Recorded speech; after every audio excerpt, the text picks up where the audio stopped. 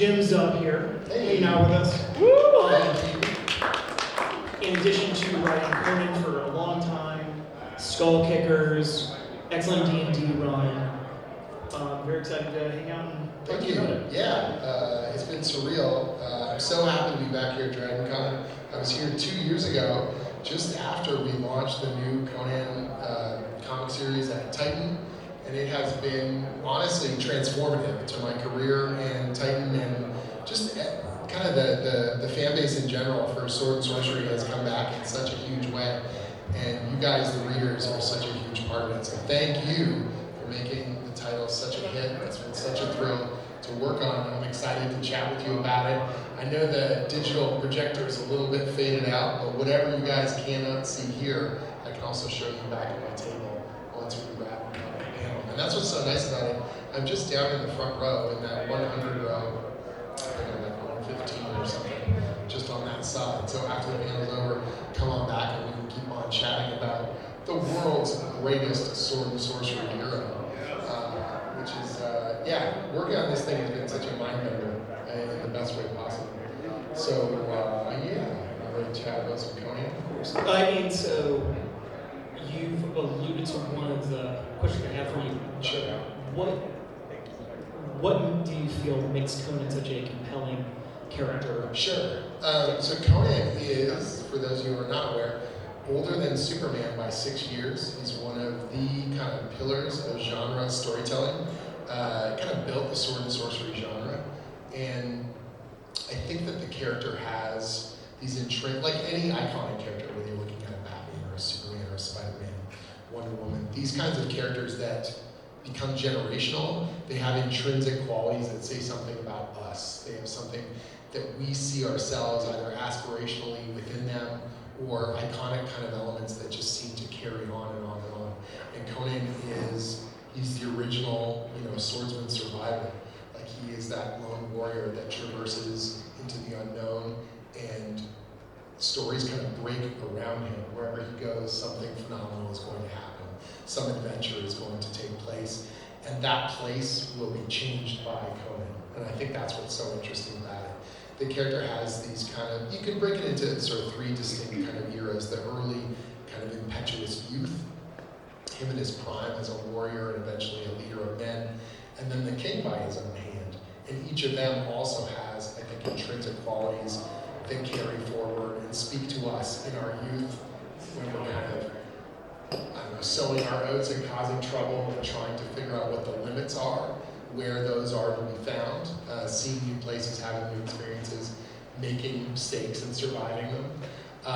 You have the character in his prime, figuring out who he is and that he cannot just kind of be the solo warrior, that people are looking to him for guidance, they're looking to him for strength, that he becomes more of a protector, he starts to define his own destiny more than just sort of stumbling from situation to situation.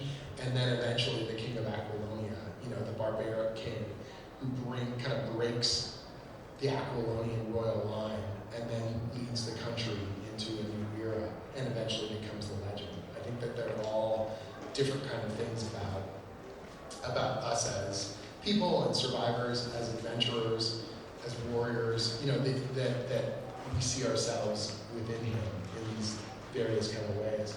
And now every kind of wandering warrior archetype, but also barbarian, in many ways it's either a Conan archetype or you're specifically avoiding Conan.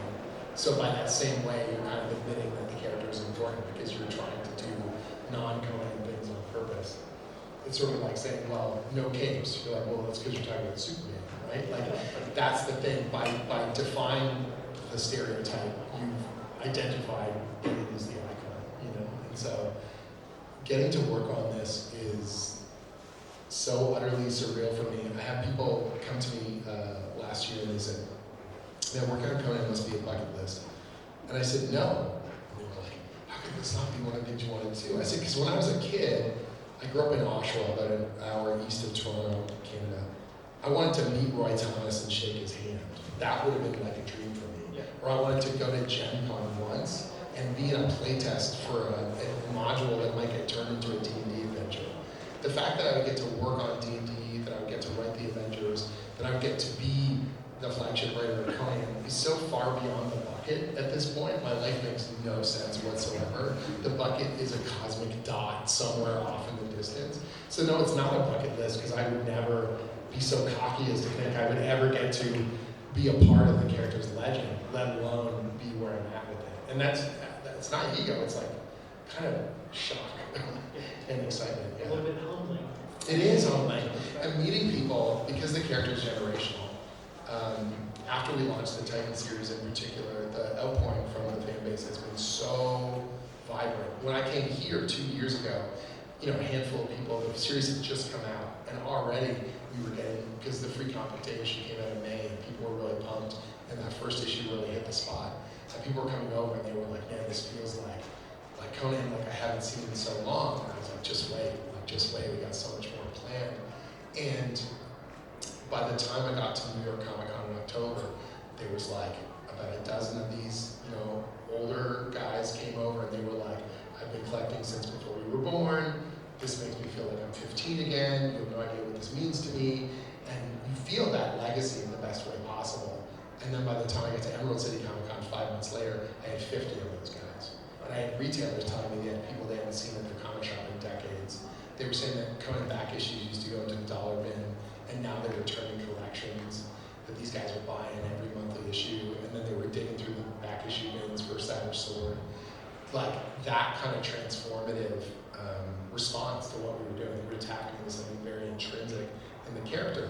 And when we had talked about the new kind of relaunch of Titan, one of the things we talked about was the fact that in the 70s, like Conan, Spider-Man, and Star Wars kept Marvel afloat. And I was like, look, the majority of those fans haven't died, but they don't feel like they're being served in the current market. So there's clearly something there. Like we need to find that and try and capture a piece of it, but not just tell the same stories that have been told before. Like we can't just be a cover band doing the adaptations. And that was really, really important to me, that the cliffhangers could actually keep you spellbound. Like, I don't know how he's going to get out of this one. You're like, that's the point. I love Tower of the Elephant, or I love Red Nails, but if we just do those stories again, at best, we're doing a really, really good interpretation of Howard. Brilliant. But on the other hand, you know where it's going. And if I change it, man, what do you do? That's the Mona Lisa of Sword and Sorcery. You can't mess with that. So it's like I have to tell new stories and aspire to try and reach that level of excitement. And even if we fall short, get as close as humanly possible every single month, and hit that mark as best we can. Yeah. So quick check-in. Who is currently reading Jim's series? Yeah. Excellent. Yeah, the new Titan series. Okay, yeah, it is built off that pulp kind of pulp. P's really punching here on the mic. It's built off that pulp base from the 1930s. We really went back to the original source. Depending on how you measure it, there's 21, 22 Conan stories plus a series of fragments. Most of them were published in Weird Tales through the 30s.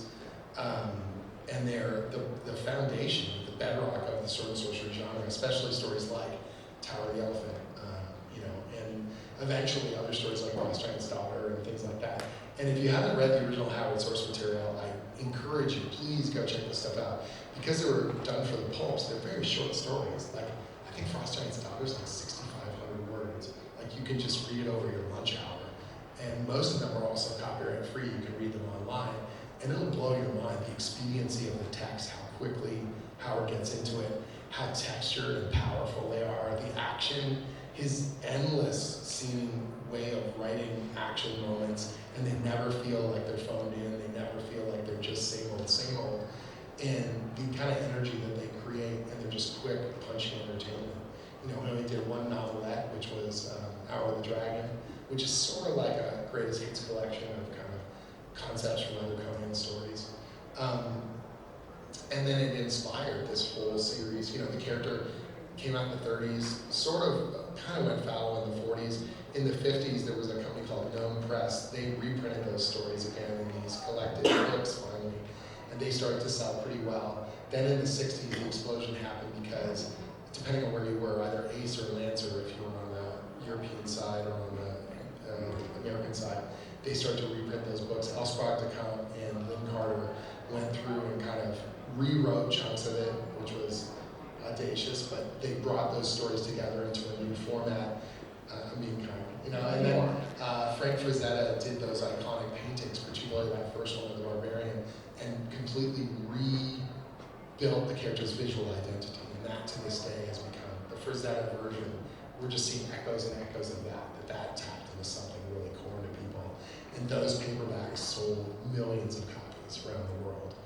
And so all of a sudden Conan was back, and there were all these Conan-esque characters that kind of spun and echoed out of that, which tapped, Marvel wanted to expand their base and wanted to have a sword and sorcery comic. Roy Thomas was originally looking at knockoff Conan characters because he never thought he would actually get Conan. What was funny was I can't remember the name of it, one of the characters he wanted to license, they told him the price and it was way outside their budget. But through that contact, they got in touch with, I think, Glenn Lord, who was the rights holder, and then they went to them and asked if they could get the rights to Conan, and it was cheaper than the knockoffs, because they didn't realize that comics were a big audience. They just thought, oh yeah, whatever. And lo and behold, it blew up. Through that comic, you eventually get the Arnold Schwarzenegger movie in the 80s, and then eventually the animated series. Into the 2000s, we had video games. The characters always managed to survive, always managed to kind of keep visible in different ways. You know, multiple films, multiple TV shows, toys, and video games. And so there's always a new audience kind of discovering that character and coming on board and seeing something very, very potent in there. And being part of that change is kind of wild when I think about it. I saw an interview of yours online, and it's part of the reason why I wanted to take this panel on, because you're a real student of the character, and that's really I've become more of one. I can't claim that. Like, I grew up reading the stuff, and I saw the Arnold movie. I played a ludicrous amount of Dungeons and Dragons with my older brother, and the Conan movie was the first time I ever saw a film that felt like what D&D felt like the hijinks and the heist and the violence and the morally dubious kind of nature and the rambling kind of chaos of a bad die roll kind of playing out on the screen, and everyone taking it seriously. Like, most of the other 70s and 80s fantasy films had this wink to it. They were like, this is goofy. And you're like, no, it's awesome. Why are you guys like winking and nodding every time, you know?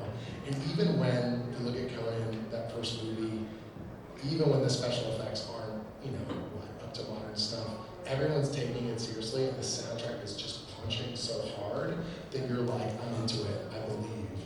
And that's what it really unlocked for me, was the kind of stories I felt like we were playing out at the table, that I could finally see the low fantasy and the survival and the destruction and the mystery that I always wanted.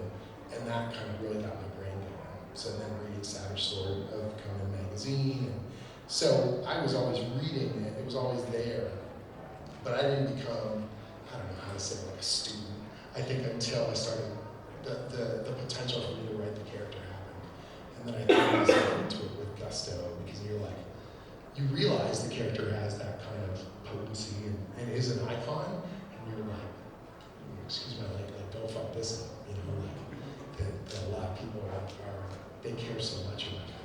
I nodded at you dropping an F-bomb, so yeah, of course. And I was like, well, this is supposed to be PG-13, so don't mention it. No, in a PG movie, I think you can say the F word once, right? So now I'll just say the word ass over and over again.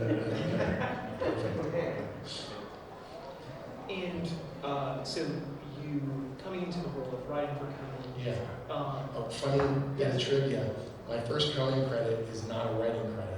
So some people noticed when they came by my table today, I'm an artist. I started as an artist. I worked in traditional animation. My first work in comic was at the Udon Studio. It was supposed to be a summer job, and I stayed there for 8 years. Became an editor, project manager, art director. But my first gig of that first summer in 2003 was as a colorist. And lo and behold, Udon was really well known in the comic space for coloring. They were doing a bunch of coloring for Marvel, and then other companies were hiring them. And Dark Horse hired Udon to recolor Conan comics for the reprints. And they wanted to give it a modern coloring kind of published credit. It's under my current credit is always my pen name, which is Jim Zub, and my full name is Jim Zubkovich. And so if you look at Chronicles of Conan Volume 2, it's coloring by the Unan Studio, and I'm one of the colorists on there. So every so often, I probably sign about 5 of them. Someone brings it, they go, "This is you, right?" And you're like, "Yeah, it all starts here. I just had no idea." That's kind of the fun part about seeing it. And then, like 12 years later, my first writing credit was with Gail Simone. We did Conan Red Sonja. So she was writing Red Sonja at the time of Dynamite. The two characters, it gets complicated. Red Sonja is like Schrodinger's character. She's both a Robert E. Howard character and not a Robert E. Howard character. The version that you see in the comics, the red head with the chainmail bikini running around the Hyborian Age, is technically not a Robert E. Howard character. Roy Thomas adapted a bunch of the original Conan stories, but when he was looking for more material to turn into the Conan comics in the 70s, he would grab other Robert E. Howard stories and he would adapt them. So Howard wrote hundreds of short stories. He wrote westerns, he wrote horror stories and noir, detective stories and boxing tales. And so he would just take one of those stories, a cowboy story, and he would go, "Now it's Conan." And he would just take the pistols out and take the thing, and he would just use the general plot, and sometimes the names of the characters, and he would just slap them in the Hyborian Age, and you get another Conan comic, because there's hundreds of them. And almost all the Roy Thomas stories from the 70s are Robert E. Howard stories, or eventually he would literally buy the rights to knockoff stories from other authors and then turn them into actual Conan stories, which is crazy pants. But I think it's issue 21 is Shadow of the Vulture, which is a story that originally takes place during the Ottoman Wars, and there's a Ukrainian pistolier called Red Sonja, spelled with a Y, and she's this take-no-shit character who's important to the story, but she's not even the main character of the story. I forgot the main character's name, because they're not very special. She comes in and kicks a bunch of butt. And so he adapts that story into a two-parter, but it's now Red Sonja. She's a Hyrcanian warrior from the Hyborian Age, and the fan base loves her because she feels like she's just as confident as Conan. She's just as powerful, and there's a will they, won't they aspect to it. And that's why, if you read that original story, he always, when she introduced herself, it's Red Sonja spelled with a J, but Conan always pronounces it with a Y, and all of his word balloons, like he's calling her by her original name. It's just a weird little ism. And the character takes off, gets her own series and everything else. When they made the movie in the 80s with her, they had to split the rights off to make a separate kind of company to own Red Sonja, but it was that specific Hyborian version. And the two have kind of been separate ever since. Long story short, they're bringing the characters back together for this black comic book crossover, and Gail was writing Red Sonja at the time, and she proposed to Dark Horse, "Hey, let's get a co-writer." So it's like two characters come together, two writers come together. She knew I really liked Conan, and she asked me if I would come on board, and we did that miniseries together. And I thought, man, I get to write a Conan story. This will be the greatest thing ever, and one time only, And we did that in 2015 into 2016, 4 issues. Drawn by, hilariously, Dan Panosian, who now is known for all his cover stuff and everything else. He was our artist on the series. He was wonderful to work with. He was really coming into his own even back then. And then the next chance I would get would be 3 years later. Marvel got the rights to Conan back. I had just finished writing an Avengers weekly story with Mark Waid and Al Ewing that came out during Infinity War, did very, very well. And they wanted us to do it again.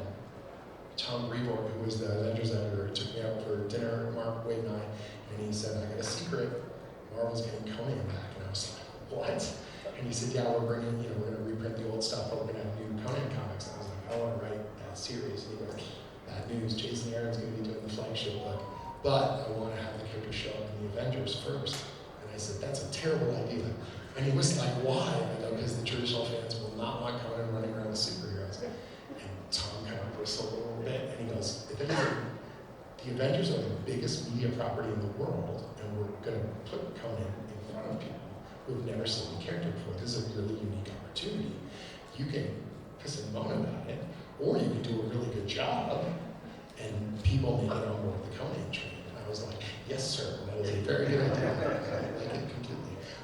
So I wrote the hell out of Conan in that series. It was fun. I thought I was going to have to fight Mark Wade and Al Ewing to write the Conan stuff. And we get into this meeting, literally a physical meeting. We're at the boardroom in the Marvel office, and I like brought my bona fides. I brought my Conan comics, and I was going to tell them all the stuff I knew. And we sit down at the table, and I said, look guys, I know Conan's really important, but I know more about Conan than you do.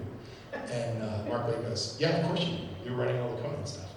And Al Ewing goes, oh yeah, you're the Conan guy. And I was just like, what, you just gave up? Like fight me. Like I can bring out more evidence. Why did you just lay on me? You didn't hear what I said. Yeah, I said, fight me. Like, and so Mark Wade's like, I don't even like Conan. I was like, you shut up. So I wrote almost all the Conan stuff in that miniseries. And it was a ton of fun. And at the very end of it, we came up with the idea of depositing him in the Savage Land, where they wanted to keep him around the Marvel universe. And I said, all right, we'll throw him where you can kill a bunch of dinosaurs and stuff. And then Jerry Duggan picked up the torch on that and did Savage Avengers. Jason was doing the monthly book. And I was like, what about me? And I thought I wouldn't get to write Conan ever again. Lo and behold, I pitched Mark Basso, who was the editor doing all the Conan stuff, a story that I had percolating in my brain. It's a story we eventually made called The Gambler. It's a 3-part story we did in Marvel's full-color Savage Sword anthology series. And it's supposed to be like a very Howardian kind of tale. Long story short, Conan is a bodyguard to this fat merchant who goes to this gambling hall where you can literally bet your soul away. And the guy dies before the match even starts, where he's supposed to be playing against this high roller. And Conan, because of some weird rules of the gambling hall, is now at the table, has to play this card game he doesn't know how to play, surrounded by these people who want to kill him. It was so much fun to write, and Pat Zerker drew it.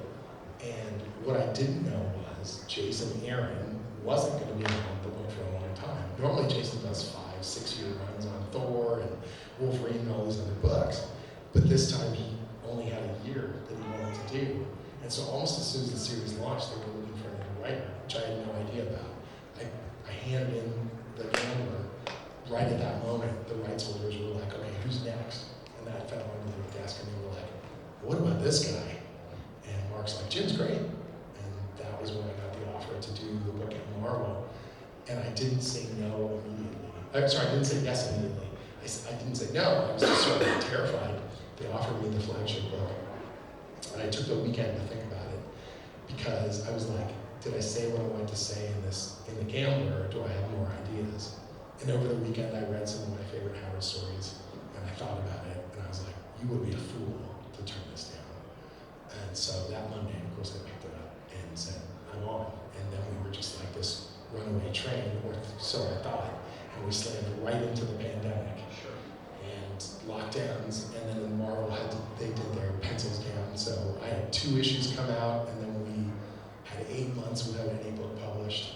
And I was like, uh-oh, I think we're dead. And that was sort of like the lethal blow. By the time we came back out of lockdowns, the book was sort of on its back legs. And then we wrapped up pretty quick after that. And I thought, well, get to work on one of your dreams, but it doesn't work out the way you thought. Okay, that's all there is to it. Fred Malberg, who's the owner of Conan, the head of Heroic Signatures, he was like, I'm so sorry it didn't work out, Jim. Stay in touch. And you were like, sure, that's what everyone says. Sure. And then like 5 or 6 weeks later, he said, we're going to take a new tact on the series. We want to have more creative control. We want to bring it in-house. We're taking pitches. And I said, how many people are pitching? And he said, are you interested in pitching? I said, I am. He said, 9. I said, 9 writers are pitching for Conan. I'm dead. There's no way I'm going to get it. I wouldn't hire me to do it, because I just did it and it failed. And I told my wife that. And my wife, you can all thank her, by the way, for the new Conan series. She was like, well, you're not getting it with an attitude like that. And I said, no, look at the business, look at the numbers. If you're a businessman and you say, this guy just did it, no one's going to want to see him do it again. She goes, so then don't pitch. I said, well, I have to. She goes, well, then pitch the shit out of it. And I was like, well, I will, but it's going to be hard. And she goes, and? And so I wrote the weirdest pitch of my entire career. I wrote this, normally I'm very formal, I'm a structuralist, so I talk about theme and I talk about plot and character development and all this stuff. And this time it was like a letter to Fred. It was basically like, hey, so I've been writing Conan stuff kind of, depending on how you measure it, like 8 years.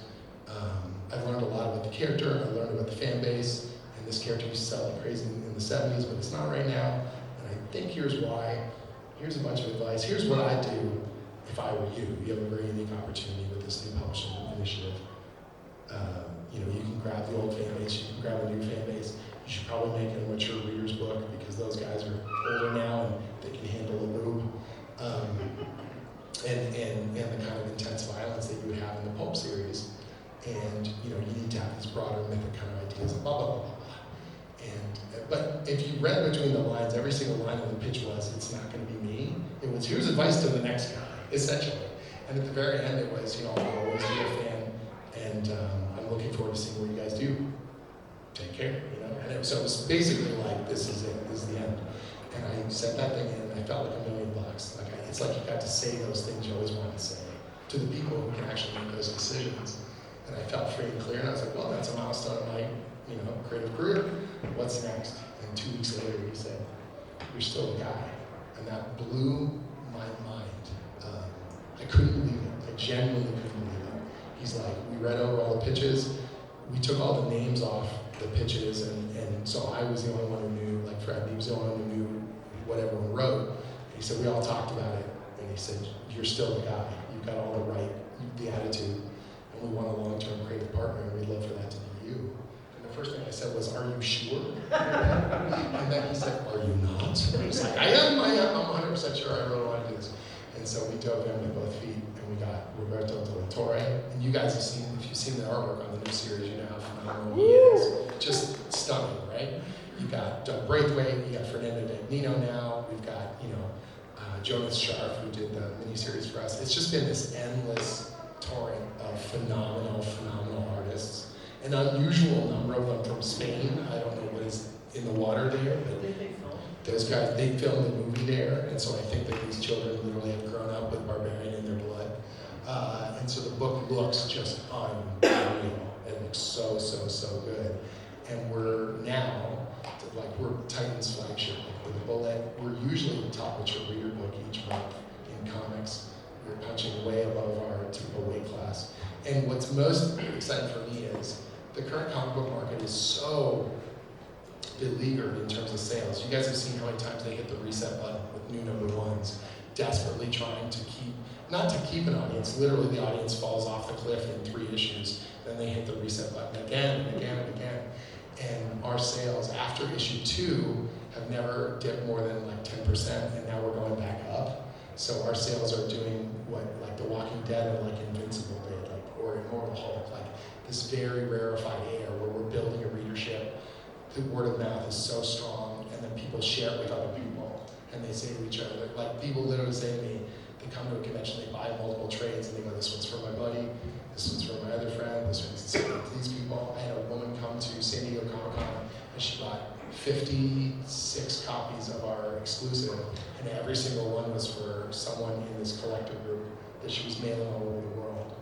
And you're just like, oh, this fan base is excited, motivated, electrified in a way that we just have not seen in so long. I think that's just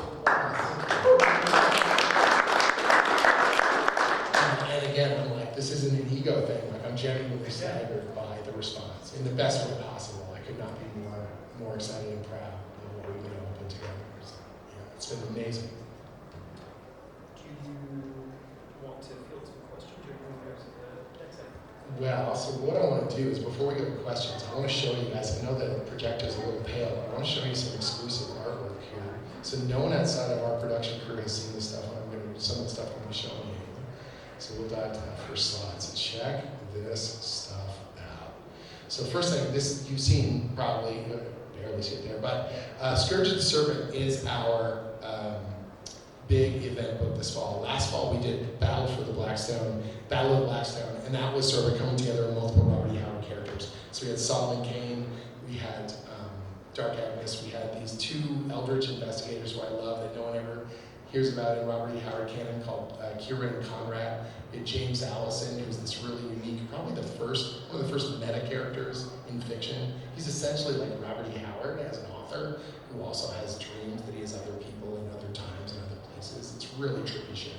And they all come together with this character that I created, this picked warrior, what we call our cosmic scout, and she's called Brissa, and they all came together and fought against this eldritch evil of that this creature that had been unleashed upon our world, this thing called the Blackstone, which is another famous Robert E. Howard story, this horror story, very Cthulhian kind of awful eldritch creature.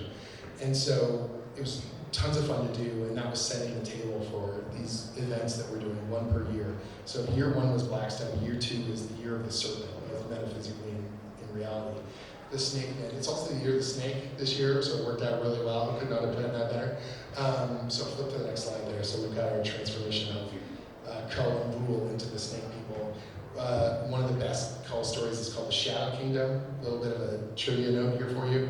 This is actually the source of the conspiracy theory that all the politicians and stuff are snake people. Like, for real, for real. So the guy that wrote that conspiracy theory stuff back in the 40s, he was a Howard dude, and he became obsessed with the Shadow Kingdom. So that's where that comes from. All your politicians are snake people, thanks to Robert E. Howard. Sorry, guys. But anyway, so we're telling a kind of new version of the Shadow Kingdom, but it's rippling across time to multiple timelines. So we have both the Hyborian Age with Conan, tying into events from a wicked story called God in the Mole, and then we have a really funky story called The Hunter of the Ring, which has Dr. Kiron, the Eldritch investigator. And in the original story, in the pulps, he is investigating this ring, which is the Ring of Thoth-Amon. And they say that right in the story. So even back then in the 30s, Howard was connecting his noir stories and his supernatural stories and his horror stories to Conan. And so we're using all that as sort of our springboard for really cool interactions and echoes across time for these greater mythic things that are happening. So one more cover here from Chris Stevens, my old collaborator from Skull Kickers. I love being able to grab people from my past and go, hey, want a Conan? But the artist who's doing the main series, you'll see on the next slide here, his name is Ivan Gill, and he is phenomenal. The way I met him was really cool. So on the next slide there. He is this artist who is not known at all in the North American market. You know, the European comic market is very different. He's been working in the French market, what they call the bande dessinée, these beautiful hardcover graphic novels. He's been doing these Napoleonic War graphic novels with like horses and musket men crashing into each other on these beautiful plains. He has to follow such insane historical reference of these specific locations and uniforms and all this stuff. And he had just mailed me out of the blue, and he's like, I grew up on Conan, it's my favorite thing. Would I be able to do a pinup for Savage Sword magazine, which we brought back in the original format, black and white, oversized magazine, and you guys have made a winner as well. And I was like, is that all you want to do is a pinup? Like, we could do better than that. And he goes, well, what are you thinking? And Jonas Sharp, who had done Blackstone, he had been snapped up by Marvel on an exclusive. So at that very moment, I was looking for an artist for our event book. And I looked through Ivan's stuff, and I was absolutely blown away. And so I pointed my editor towards him, and all of a sudden he was like, I think this guy could do 3 timelines. I think he could do the real intricate kind of reference material that we're looking for. And the minute we asked him to do it, he just dropped everything and he jumped on board. And he has been unbelievable. His environments are just stellar. His action is really, really detailed and cool. And I know readers are going to go crazy for it. So Scourge of the Serpent starts next month. I can't believe we're so close now. Coming in October, oh man. So Conan number 25, sort of our anniversary issue celebrating our 3rd year on the New Titan series. Alex Forley is a cover painter. Guy who works traditionally, oil paints. He is ridiculous. He's so skilled. And we gave him a challenge of challenges. I said, I'm going to do my first King Conan story. I want to make it feel almost mythic, like a fairy tale, like the Green Knight or something. Are you up for doing interiors? So Alex started on this literally a year ago, and he has done 36 oil paintings. Every page is an oil painting. This is like a gallery show. And you guys are going to see some of the interiors we haven't shown anywhere yet. I know it's going to be faded, but I swear, come by my booth, I'll show you as well. So every page is a stunner. Every location is a stunning painting, beautiful quality. And we open with this kind of very mythic kind of narration, talking about this wanderer who moves across the landscape on his way to Aquilonia, and then we do this spread. So that's Tarantia, and that's the castle, the walls outside of the capital of Aquilonia, where Conan is king. And then we have these guards basically telling him to go away, that he will never see the king, and unless he has the patience of a saint. And then he waits days and weeks on end until Conan finally gives him audience. And then we see King Conan for the first time in the story, and it's a banger. So good, every page. We skip ahead a bunch, I can't tell you, but I did give Alex the opportunity to do some greatest hits collection from Conan's many storied adventures. So this is a 2-page spread coming up of the Battle of Veneria. Just the violence is unbelievable. Again, I'll show this to you guys on my tablet later. Every page is an absolute stunner. I'm so proud of the book. I cannot wait for you guys to get this in your hands. It's an oversized issue, packed with phenomenal artwork. That cover we saw before was Alex's, and then the other thing we did is we asked everyone who'd done interior art on the series so far to come back and do a variant cover. So it's like the cover artist is doing the inside, and then the outside artists are doing the covers. It's just like a fun celebration of everything we've done over the last 2.5 years. After that, we were like, well, we don't want to drop the ball. So the next storyline coming is called The Conquering Crown. So you're going to see my first King Conan story, and then we're retelling the story of how Conan got the crown. This has never been, well, it's been told. So Elsbrach de Camp wrote a novel called Conan the Liberator. It's contentious in terms of how he ties a bunch of stuff together. So I said, what if we took a completely fresh tack on it? We're going to show how Conan fights Numidides, the Mad King. That is all canon, because that's the stuff they talk about in The Hour of the Dragon. But how it happens, and how it all plays out, and where things go down, and who lives and who dies, I felt we could do something new and sort of fresh with it. And Fernando de Mino, who's been drawing Nest of Serpents, our current story arc, we gave him a hell of a challenge. We said, like, Game of Thrones level, armies crashing into each other, massive kingdoms and movements and politics, and heraldry, like, are you down for this? And he gave it his all, and you'll see here some exclusive artwork. It is absolutely gorgeous. Every page is a banger. This opening scene, basically, Conan at this point is in a mercenary company, doesn't want anything to do with politics or kings or people or armies. He's just getting gold and like whoring all around Aquilonia. And so here in this scene, basically, another country has tried to invade the borders of Aquilonia, and Numidides, the king, essentially says, I don't want to risk my royal forces. Get me the nastiest mercenaries in the land. And then we cut to this opening shot, which is Conan basically on a bender, drunk out of his gourd with a bunch of his fellow soldiers, and they're about to get pulled into the biggest fight of their lives. And then this next shot is a 2-page spread with Dagnino just going berserk. Every issue I've got at least one ludicrous moment of action that Dagnino spent days and days on to make it worthy of the legend. So we're on fire right now, like I have never, on almost any project I've ever worked on in my entire career. I've worked on the Avengers, I've worked on Dungeons and Dragons and Samurai Jack, and you know, I've done a Batman story and all sorts of other things. And this is like the most vibrant, the most excited I've been in a long, long time. So much of that is because of you guys and the readership, and I am stoked for the future, to say the least. Yeah. So, let's take some questions. That'd be awesome. We'll go left to right. Sure. All right. And I'll repeat the question here so it's easy to pick up the audio. In which shall be born? Yes. Conan gets crucified. Oh, yeah. And I don't think any artist in any era has ever drawn King Conan with stigmata on his hands. Is there a creative decision for how? I don't think it's a creative decision. So the question is basically asking about which shall be born. Well, just in general, how. Oh, Lars, let's go back to this other color. Now we get the faded. Thank you, Jim. Okay. So, yeah, there you go. So, in A Which Shall Be Born, we see Conan crucified, which is also that scene they redid for the Tree of Woe in the Conan movie. And no one ever draws Conan with the big chunks out of his hands or whatever.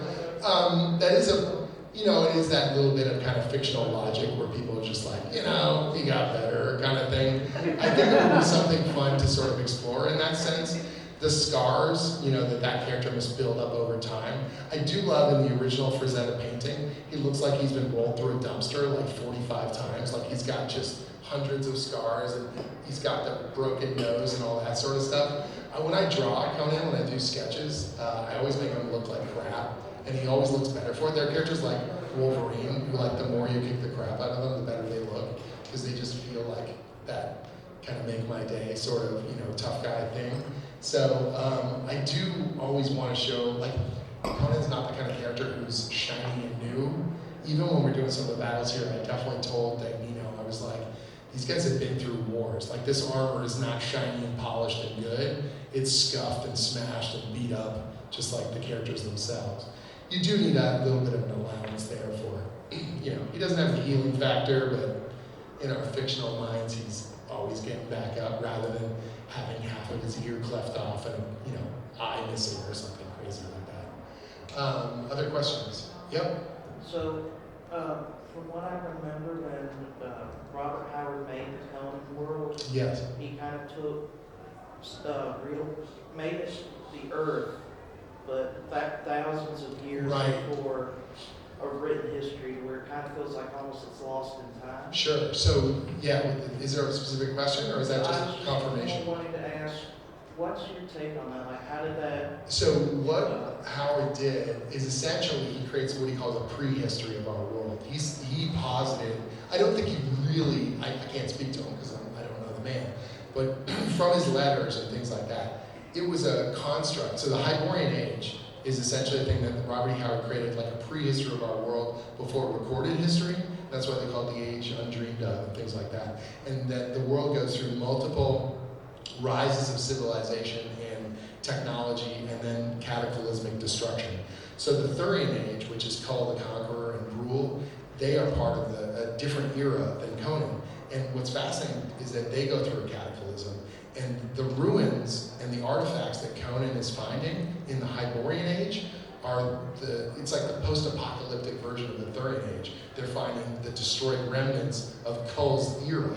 And so then that also gets swept away in a great destructive war and multiple times. So things like the Picts. Howard's version of the Picts are not the historical Picts. They're these like native kind of seekers, and they go through eras where they are dominant and other eras where they are, for lack of a better term, devolved. Depending on what era, they will rise and fall as things go. And so it was a way for him to, it's kind of a melange of all these different cultural influences and medieval influences and elements that he could use where he didn't have to be historically accurate right to a T. He could use the stuff that he loved freely and then just dash it against the rocks when he's done. There's no guns and cannons and things like that, but otherwise, technology-wise, it's kind of Bronze Age, it's kind of Dark Ages, it's a little bit of everything. It's a fictional construct, a container that he can then use with abandon to introduce different cultural elements and different pieces as he so chooses, and then hand wave it all away and go, but it was all before your history, so it doesn't follow those rules, so don't hold me to it, and it works really well in that way, and is a fun kind of piece to play with. And that world is full of big empty sections of mystery. And so as a writer, it's really exciting to me. One of the reasons why I love Sword and Sorcery, there's no GPS, there's no cell phone signals, there's no internet, there's no telephones. You go out into the unknown and you survive and you conquer as best you can. And I think that's what's really fun about it, is you get to play with the bits of history you like in that medieval-ish kind of air, and you get to play with all the tropes, but you don't have to worry about, wait a minute, they don't have catapults, or whatever kind of thing. Yeah. Other questions? In the back. Hello. So out of all of the settings and versions throughout Conan history, Yeah. what is your personal favorite era or setting that you So the question is, what is my favorite era of the character? I'm drawn to the impetuous youth, because that feels the most like moronic Dungeons and Dragons to me, where you're getting in trouble and then having to kill your way out. And so that's the era I would gravitate to and give my druthers. But the more I write the character, the more I'm starting to enjoy kind of the other eras, because they unlock different kinds of stories. I'm not as young as I used to be, and suddenly King Conan and the kind of melancholy and the sort of, man, everything hurts and I'm still going to do these things, kind of has an interesting bit of exploration to it as well.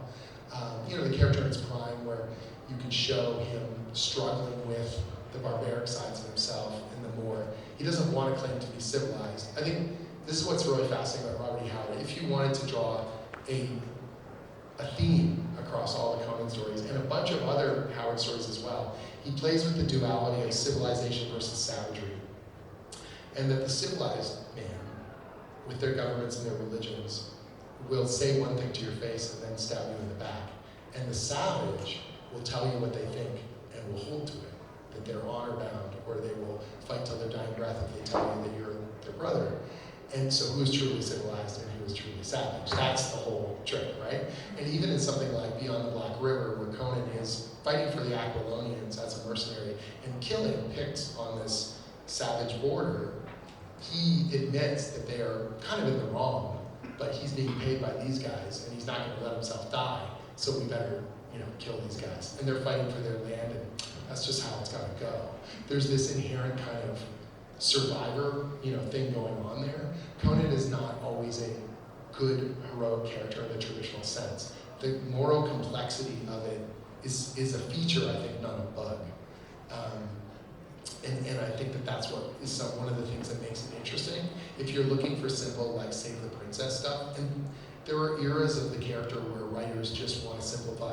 Conan kills a wizard, saves a hot chick, treasure go. And I feel like those are some of the weakest, crappiest stories. And something that Howard rarely writes himself, which is interesting. But it becomes a cliche. The other part of the cliche is because Arnold Schwarzenegger was not erudite, he doesn't actually speak like Howard's Conan, and he doesn't have some of the philosophy of Howard's Conan. There's a reason why Mako is the narrator on that movie, because Arnold could never say those lines with the kind of gravitas that it would hold. And so Mako becomes, the wizard character becomes the narrator and speaks to some of the depth that perhaps, Arnold was a great physical presence, but may not have been able to sell that stuff to the screen at that time. But it has created a shadow that's cast over the character of the, for lack of a better term, the monkhead barbarian, who just kills first and asks questions later. And Howard's actual Conan is more thoughtful. It doesn't mean he's not tough, he's tough as hell. But if you read something like The Queen of the Black Coast, where he and Bedlett are talking about gods, and talking about the idea that what if there are gods and what if we are meaningless? And he essentially says, if life is an illusion, then I am also an illusion, and I'm going to live it to the fullest. Wine stinging my palate and all that kind of stuff. That he is a philosopher barbarian, that he is an outsider king, that he is a dichotomy of civilization and savagery, of violence and philosophy. And that's what makes him interesting. He is not one thing. And that means that we can see ourselves in him, and we identify with different qualities. Yep. When you made your pitch, and you won your pitch, you had mentioned that you put forward the idea that the readership could handle a more mature view of Absolutely, and that doesn't mean exploitive. We're not trying to make porn. Yeah, but the pulps are kind of uncompromising, and now in the modern era readers, we can do things that you just couldn't do in the 70s. In addition to that, what do you think won your pitch? What other, on your laundry list of I things can tell you're you telling one them, hey, look at this, you should think about 1, 2, 3. Once I got it, I didn't really want to I didn't want to talk Fred out of it. So I'm not so what did other people have that was cool, But on the other hand, we've sort of talked about it, obviously, multiple times over the last 2 years. And the sense that I had a philosophy at the base of it, that I wanted to do longer stories. Most people were pitching a story, or they were pitching a year worth of stories. And I was saying, here's a 4 to 5 year plan. And if we can only do year 1, we can do that and it'll be pretty epic. But man, what if? And they were looking for long-term creative partners. Conan sells better internationally, in aggregate, in non-English than in English. And the foreign market doesn't want a new #1 every 12 months. And they felt like they could make it work in English as well. So, the French market, Spanish, Portuguese, German, these are all markets that are crazy about Conan. The Brazilians are crazy about Conan, as I've discovered over the last 2 years. So the idea that I would stick around, that I had bigger plans than just one big story, I think helped. I think Yeah, it's hard. You know, I thought about this a lot myself, and it's almost like that weird kind of, if I was them, I don't know that I would have put my chips on me, given the situation. And it's one of the reasons I feel so insanely fortunate. Not to mix my metaphors too hard, but it's like lightning struck twice and I caught it in the bottle on the second go, you know? And I'm very, very thankful that we were given the chance. The one thing I was most terrified of, when the Marvel stuff ended, I could blame the pandemic. And I could blame market forces, or I could blame whatever. I had asked for certain things and I didn't get certain things. The Titan book was exactly what I asked for. It was the artist I wanted. It was the time I needed to develop it. It was the story I wanted to do. If I failed that time, it's all on me. I am the problem. I am the mistake. And I felt that pressure in a good way, now, thankfully, in a good way. It was terrifying. Launching the book 2 years ago, I was like, my ego was so vulnerable because I was like, they gave you talked a really good game, and you sold them on this thing again, but now it's, well, if only I'd been given this, it would have been a hit. Okay, we gave you this. It better be a hit, but I felt that, like, it better be a hit. And we've done well beyond my expectations, and so it's vindicating, but I never feel like, it's not ego building for me. It's still like, I gotta prove that we're worth that cover price every single month. I don't want to ever feel like I can rest on my laurels. Yep. You and the team at Heroic Signatures have done a great job adapting the works of Robert E. Howard to comics. Thank you. Titan also has done a great job with Elric of Melniboné and some of Michael Moorcock's stuff. I think I know where this is going. Are there any other characters or settings in Sword and Sorcery you think would make a cool comic book? Sure. So the question was basically, Titan's done a great job with Conan and the Robert E. Howard characters. They've been doing Elric comics with Michael Moorcock. Are there other fantasy characters that we'd be interested in? I can't speak, obviously, the Titan themselves. I know characters I love. Like, I can tell you, I love Fritz Leiber and Fafhrd the Great Mouser, but I don't know what the viability of that as a comic is, for example. Or people have said, man, back in the day, Elric crossed over with Conan. Would that be cool to do that again? And I say, yes, that would be really cool to do that again. But I don't control those levers or things like that. And that right now, my focal point is on the mythic sort of overplot that I'm assigned to. I'm signed on for Conan until end of 2027, 50 issues of the main monthly series, which does not happen in comics nowadays. And it means that I can foreshadow and pay off stuff in a way that other writers rarely get the chance to do in the modern era. I was talking to my friend Chip Zdarsky, who's writing Batman, and he's like, other people might get a longer run, but every 6 months we look over our shoulder like, God, is it my time? And then the big hook comes and pulls you off stage. And I don't have that fear. I know where I'm going to be at issue 50. There is a moment in issue 50 that is going to, we've already foreshadowed in issue 4. There are multiple breadcrumbs I'm dropping throughout the series that are all going to pay off later on. Every time we finish an event, like at the end of Blackstone, not to ruin it, there's a big card turn that's a big part of our overplot. And a bunch of people are like, holy crap, is that going somewhere? Oh, you better believe that's going somewhere. At the end of Scourge of the Serpent, there's a huge card drop that's like, get ready, we're building a full house here, and it's going to be a real beauty. And I'm not afraid whether or not we're going to get there. Whether we stick the landing, that's up to you guys. But at least I'm going to get to build the thing that I promised and see it through. And that's the important part for me narratively. Because there's nothing worse than getting yanked off a series and then the readers come and they go, whatever happened to so-and-so? And you're like, we had plans, or yeah, that would have been nice, and that's not going to be the case here, which I'm very excited about. Other questions? Yep. You continue after 50? So the question is, will I continue after issue 50? That's not up to me, so that's up to the team at Heroic Signatures.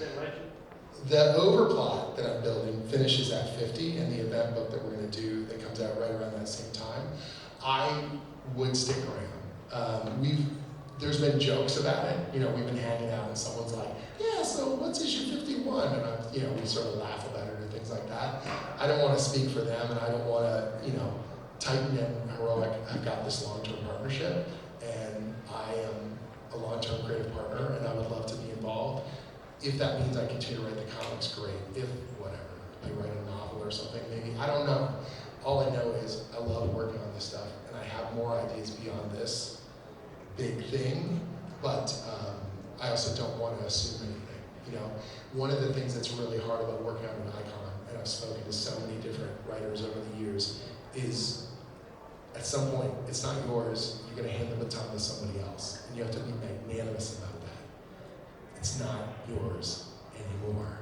And I don't know when that time comes, and I'm not eager to finish that up anytime soon, but on the other hand, when that happens, you have to be cool about it. You have to be respectful, and you have to let other people play with the icons. You know what I mean? But if they told me, hey, 5 more years, I'm certainly not going to fight them on it. You know, that's that weird point where you're like, because at some point, it isn't yours anymore. And you hope you build the kind of era that other people are scared shitless to follow up on. That's the dream right there. So, yeah. Any other questions? Yep. Have you ever considered coming up with a translation for the phrase Panama, Kala? I wouldn't. That's a good question. So the question is basically there's a famous series of words that get spoken in the Shadow Kingdom, which is essentially these mystic words that Brule says that expose the serpent people. And it's we're using it obviously in Scourge of the Serpent, and it has mythical power. It ripples it out across time, and so people will hear it in the Hyperborean Age, and they hear it in the 1930s, and it changes things. That's all I can say so far. I don't know that I would give it a translation. I think the mystery is what's more powerful. Sometimes writers get it in their head that they have to put light on every single shadow, and then you'll be so impressed with their genius. And I think what makes Lovecraft, makes Howard scary and cool and mysterious, is sometimes you don't need to know. You just need to know it's terrifying and strange and beyond our knowledge. That's kind of the cooler part for me. So short answer, no, but with reason. Yeah. I think, was there a question? Is there a question in the back? I actually, Oh, okay. I was going to ask if there was like an, the comic side of Conan, is there like an omnibus edition of your run of Conan? So there's no omnibus right now. There's multiple trade paperbacks. We're up to volume 6 of the trade paperbacks coming out. Volume 5 is already available. They're doing a deluxe version of volume 1, this oversized deluxe bound in Blackstone, the first volume, coming out in October. Makes a great gift. And it's beautiful. The reproduction on it's crazy. It's going to have a bunch of Rob's original artwork. I did like a 4,000 word interview where they talked all about the development of the series and the importance of what we did. Jeff Shanks, who's our amazing Robert E. Howard scholar, he wrote a new piece in the back of it as well. Jeff is honestly one of our secret weapons. So he's a Robert E. Howard scholar.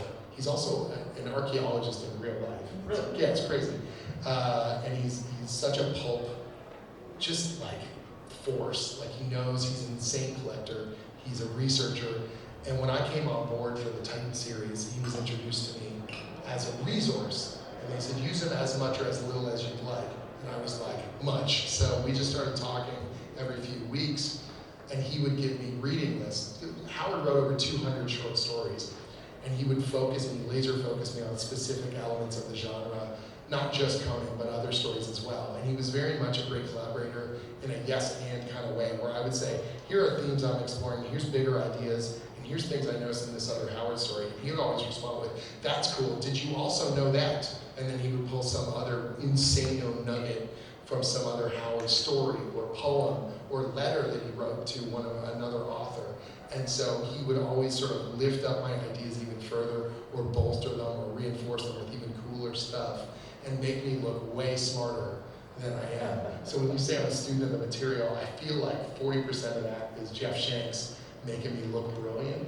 And like, you gotta put this symbol in there, and there's 50 guys who are gonna go crazy when you do that. You know, and it's like, all right, cool. And then I learn why. And then I appreciate, the depth and breadth of it. So Jeff's an amazing dude. And such a sweetheart too. And we got him to write essays for the first 4 issues, and I felt like they made those issues so much stronger. They gave us supporting material that proved to people why the history and the legacy of this stuff was so amazing and why it stuck around so long. And so we got to issue 5, and he was no longer contracted for essays. And I just sent him an email and I said, just keep writing. And so he wrote an essay in issue 5, and then he invoiced him for it. And And he did it for 2 more issues before they realized he wasn't supposed to do them anymore. And then I just said, Jeff just feels like part of the family. We should keep this going. And they were all like, sounds good. So Jeff's in every single issue now. And they were like, Jeff, we're worried. Are you going to run out of things to write? And he just sends me a little sidebar message on Messenger, just like full caps, ha ha ha ha. No, I will never run out of things to write about Conan and Robert E. Howard. So it's very sweet. So we're in the last couple of minutes. You want to get to the QR code? Sure. So that is for the Substack. That is my newsletter about all things in my writing, stuff that I'm doing, places I'm going. A lot of Conan, obviously. So I will point you towards things like when Jeff has a new essay, or we do an interview online, or other amazing websites have resources, all kinds of cool stuff. If you want to keep track of what I'm up to, that is the spot. So it has been an amazing thing to. In the 90s, the late 90s, I had my own website, and I had eventually a GeoCities page and then a live journal. And I ported all of the archives from my live journal over to my website. So my website is 26 years old, and it has all my original posts like, gee, I hope when I finish school, I will be able to make comic books someday, all the way to now. So it's kind of an amazing time capsule for me. And I used to have a newsletter called the Zubby newsletter, and I would send it to about 30 people from my hometown where I grew up, my family who had email addresses, because not everyone had email addresses, a couple of my teachers, and some of my fellow students. About 30 people were getting the original Zubby newsletter. And now about 4,500 people get the Substack. But it's very much in the tradition of my old little dorky newsletter where I talk about what I'm up to and where things are going. So it's been fun. Well, thank you for coming back to DragonCon again. It's been great.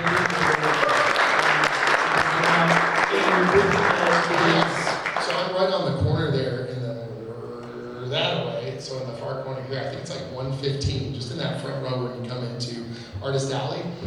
Come on by, let's chat. I'll show you some of the artwork on the tablet. We'll chat up a storm. Ask me any questions you've got about writing. I got tons of tutorials on my website, but I'm happy to talk about it in person as well. Have a wonderful weekend at DragonCon. Thank you for your support. Woo!